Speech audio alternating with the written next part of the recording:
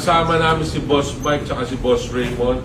Si Boss Raymond, Boss, maraming salamat dito din. Hindi ko pa ito nakikita pero alam ko taste nyo. Lalo na si Boss Mike, kayo, Art Toys PH, di ba? Ito na yun, guys. Toycon? Toycon. Shit, what booth? Booth.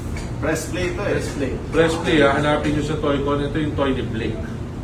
Nako, sobrang sikat si Blake. Alam nyo yung kamay? Yes. Saka kabitin nyo yun.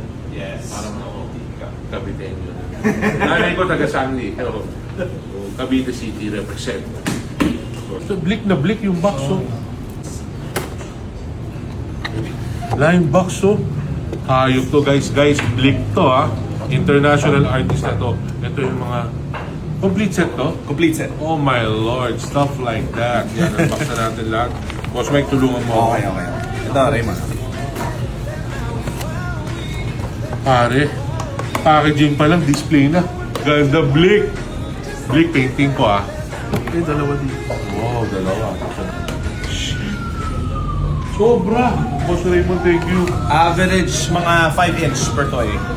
Oh, kasi laki na sa'yo, Mike, ah. Kailangan na. Pagtulog.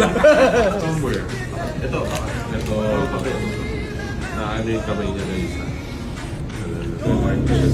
Nag-show sa Italy, pero galing talaga na bata. Tsaka napakabait. Thank you, Boss Blake. Boss Raymond, thank you sa'yo, Boss. Kailangan 69,000. Boss Mike, hindi na magte-thank you. Boss Mike, thank you, Boss Raymond. Thank you, Boss Blake. Toy ko, abangan nyo to. Papost ko info. Humans, ha? Stuff like that.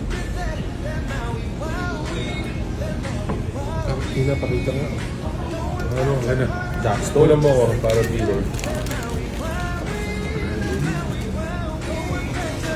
Good ba?